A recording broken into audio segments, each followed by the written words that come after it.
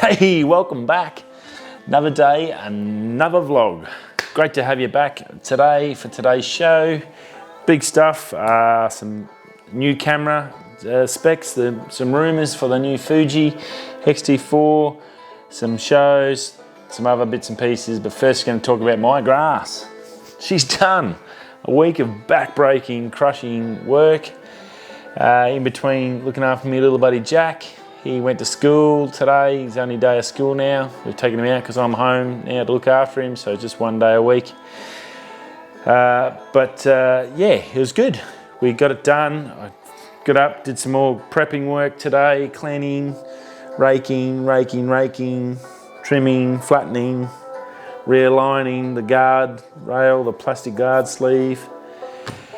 Dude rocked up about 10:30, 11 I think, and right in the hottest part of the day, which was awesome.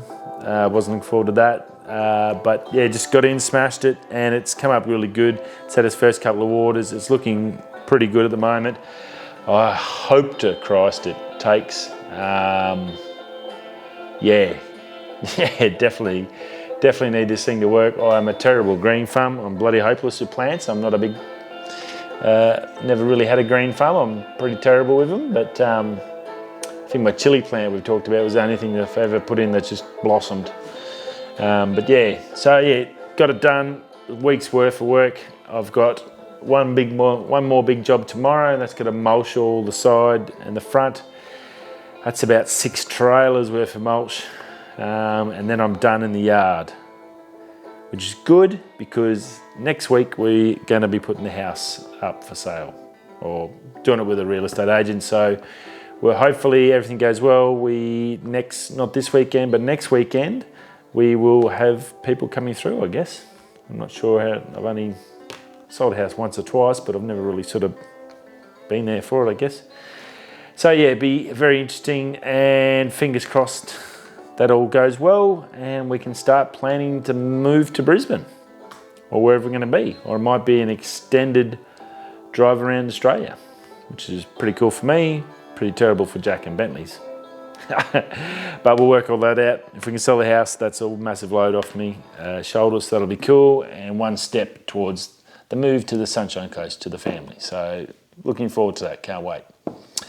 Rightio, let's get some news done. Peoples, Friday night, it's the last show of the week. I hope you've all had a good week this week. It hasn't been too stressful at work. I know how much that can make or break your weekend. It's time to take a deep breath now. Grab a cold beer, a nice glass of red, a nice glass of bubblies, whatever you're into. Have one of them, kick back. Just give yourself 5 minutes to just stop all the noise, I guess, in your life and try and work out what you can do fun to enjoy your weekend to the max. Sometimes it's hard just to switch off and get rid of all that out of your head because it's still boiling in there, especially on a Friday afternoon when you've probably just been dealing with it for 3 days straight, and you just got in your head. I do feel your pain. I think I was thinking to myself this morning when I woke up, I think this morning it's been 3.5 weeks since I come home from work. So I've had one swing, and the second swing started on Wednesday. So I've had like one swing in 3 days, I guess, off.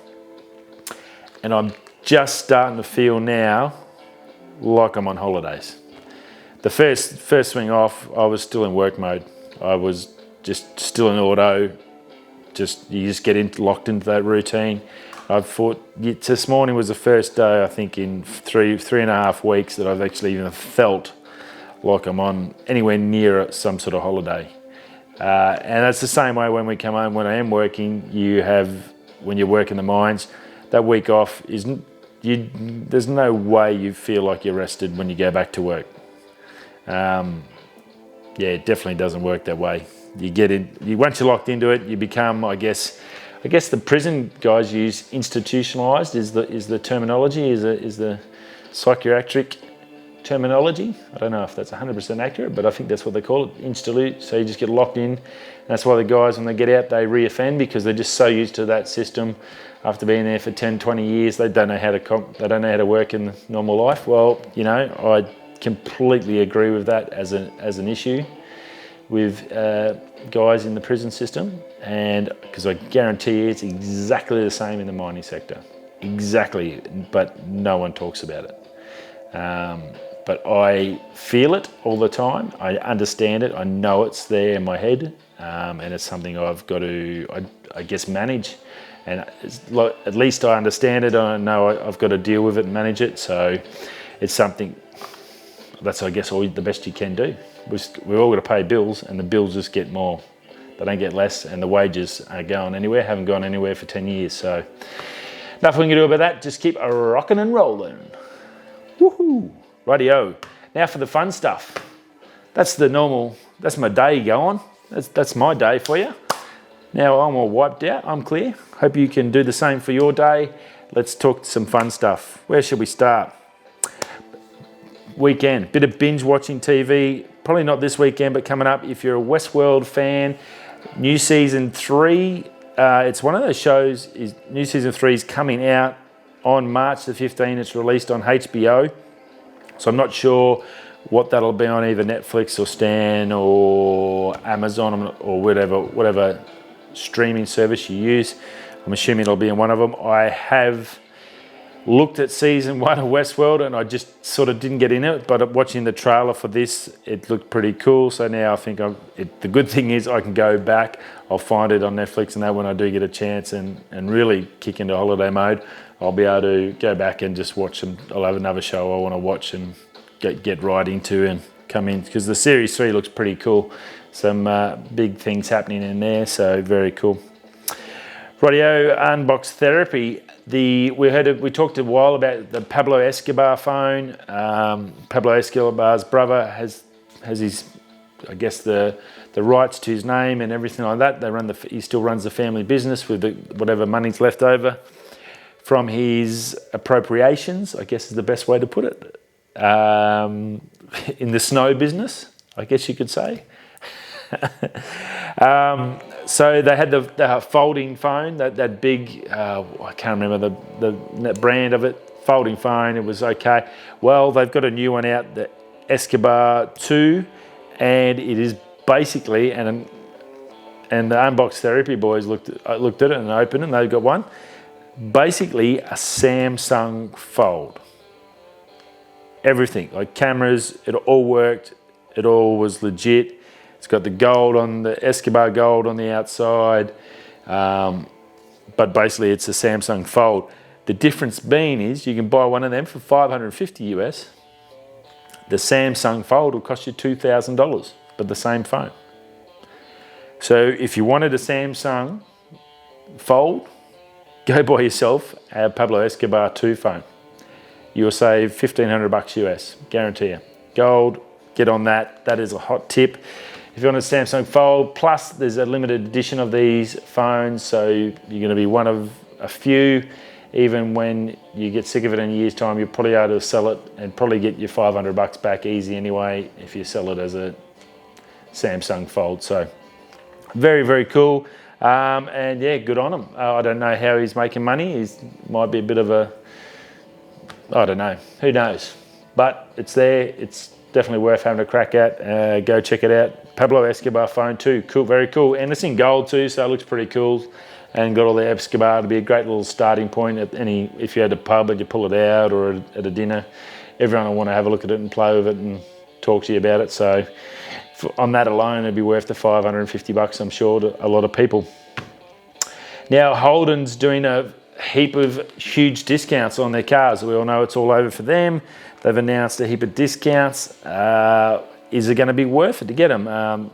Some of the utes dropped, like the Holden utes, the dual cabs, gone from 50 grand down to 40 grand, sort of that. The little cars, maybe 5 grand off. I'm not sure. I guess it's a tricky question. They did say they're going to have parts and service for 10 years, so you do have that. So your warranty's covered, your parts covered, your service is covered. The question being is on that. Now, I guess it's going to be okay if you live in a metro area, because I'm assuming these service centres and that they will be continually operating are going to be trimmed down and only be in your capital cities. your smaller cities, your dealerships in the smaller country towns or bigger country towns, I'm assuming they're just going to totally disappear and that'll be a total write-off. So that would be the questions I would ask. And if you are in a smaller town or a smaller city, you're not in, say, Melbourne. If you're in Melbourne, Sydney, Brisbane, Perth, Adelaide, I'd say you're going to be okay. If you're in a Darwin, a Canberra, Tassie, I would see if it's going to have to go to a third party, or you can go use whoever you want, but the warranty's still covered, or however that's going to work. But 10 grand, I don't think that's enough. Honest to you, basically, as soon as you buy a car and drive it out, it's worth 10 grand less. As soon as it's a used car, it's worth 10 grand less. These cars are not going to exist in a year, so they're basically defunct, I guess you could say. So I would be looking to maybe the 15. I'd be definitely pushing for a bigger discount than what they are advertising. I think you should be able to screw them down a bit. They're going to want to get rid of them pretty quickly and get all that stock out of their hands so they don't have any money on. Obviously, maybe Holden or GM has a certain cut-off date for the dealers that they can get the full price paid back to them. Because I'm assuming the dealership buys the car, then sells it to you, and they get the money. So now they're taking a loss. GM's filling in that gap with these bonuses. So there'll be a cut-off period, so they're going to need to get rid of that stock as quick as possible. So, and there'll be a lot in holding yards that they need to get rid of. So the ones on the lot are probably not going to be the only ones. I think you'll definitely be able to get stock, and they can still transfer them between dealerships around the country. So definitely a good time to go bargain hunting, to shop around and check it out. But I would be asking the question, if you're not in a big city, exactly where you're going to get it serviced, if that branch is actually. If they can't answer that, then you've really got to be careful. It's not something to take lightly, because if there's only a small mechanic, and now he's got to service 300 cars, all these Holden cars, and then do them by logbook, it takes longer. It might be great for him. His business is going to get bigger, but it's going to be tricky. It's going to be very tricky. So anyway, check that out. Right, and last but not least, the Fuji XT4. There's been rumours that it's coming out for a while now. One of the rumour mills has been putting a fair bit up, and he seems to be fairly accurate. A few of the guys saying, and they reckon they've got an inside source there. And thought I'd just run through a few of the rumour specs. They're saying it's going to be about $1,700 US, so a couple of $100 more than the XT3, which was classed as a pretty good camera. It's a micro four thirds or an APS-C style camera, so very similar to my M50. So it's a fair bit of coin, but for what this is, they're saying it's going to be pretty good. So let's just go through the stuff. It's going to be announced February 25th, 26th, so that's not far away, a couple of days, so we'll get the full gisto. There are photos of it. I'll try and get one on the thumbnail so you can sort of get a gander if you haven't heard about anything. XT3 had one boost mode. I'm not sure exactly what they are. I'm not a Fuji user. My apologies. But on the new one, is going to be a lot more of these boost modes. Now, I think the XT3 had the normal. This is going to have Eco, Boost AF, FPS, and a couple of others I think they had on there as well for the notes. So more boost modes. I'm assuming that just either enhances the color or the speed, or puts the processor power into that action and just gives it a little bit more juice to help it out. So I'm not sure about that. It is going to go the full flippy screen, so much like the Canon M50 and mostly what most of the vloggers and guys use. So it'll come out to the side and be able to rotate fully around, so you can see yourself, do whatever you need to do, go angles, up, down, wherever you need to be. It's not going to interfere with your lights, your phone, your tripods and all that stuff. So that was brilliant, I thought. For them, that'll definitely help them out for sales. That makes a big difference to a lot of the guys that do this sort of stuff. Image stabilisation, it has increased. I think the last one was about 5 stops. This has gone up to 6.5 stops. So that's pretty darn good for a little camera, a little APS-C. That's going to be borderline, they reckon you might be able to go to nearly, if you can stay fairly stable and locked in with something to support you, nearly up to a second and get full focus characteristics. So depending how good you are with the camera, it's a lot more free range shooting, less tripods to set up and do stuff like that. So that's pretty darn cool. 15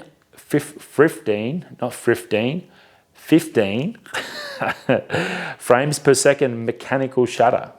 Wow. An APS-C camera punching out the big boys there. That is pretty insane for a room. And again, these are only rumors, they're not legit. We'll find out in a couple of days, excuse me. But 15 frames per second in a mechanical shutter is just insane. That is sort of borderline up there. I think the 1DX M3 Mark III is something 16 or 17 mechanical and then 20 electronic.